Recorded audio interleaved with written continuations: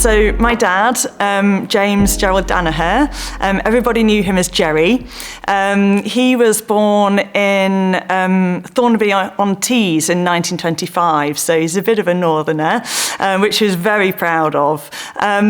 And he was based there all during his childhood, living with his dad and going on holidays with his mum to all kinds of exciting places for a young kid, I suppose.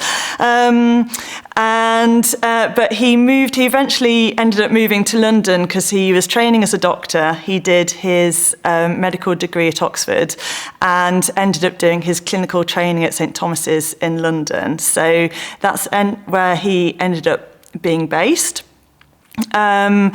And his mother and his sister, his sister was also a doctor, worked down there too. And after several years of kind of doing locums around the place, he did one up in Chesterfield, he did his national service, and helped lots of kind of GPs out in the area. He settled on having his own practice in South London, which threw him into the local medical kind of community.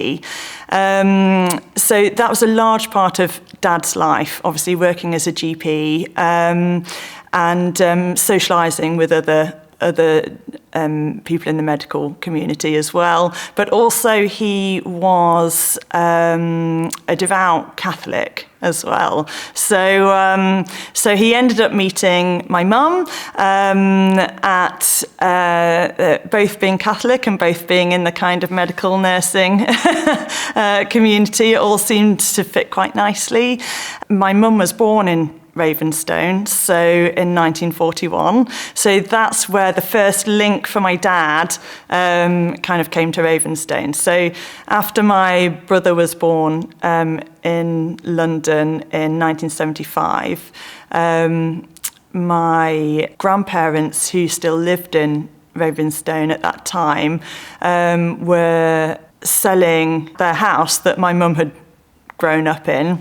But it came with a field out the back of the house at the time. But the chap who's bought it only wanted the field because he was a builder, so he wanted to develop the field.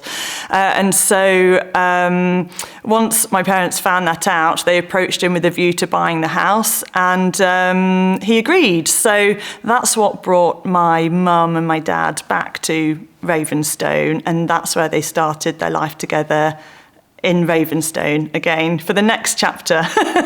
So that would have been 1975, 76.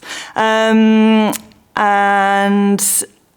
so Dad was then able to set up a GP practice in Leicester, which he ran more or less until he was about to retire. And just prior to retiring, he ended up being a doctor at the local hospital in Colville, which opened, I think, in the early 90s, just a few years before Dad was due to retire.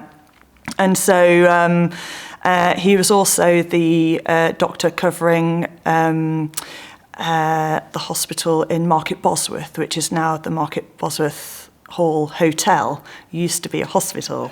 So I think he thought he had struck lucky with those two last jobs. Going into retirement, he could kind of put away the general practice side of things.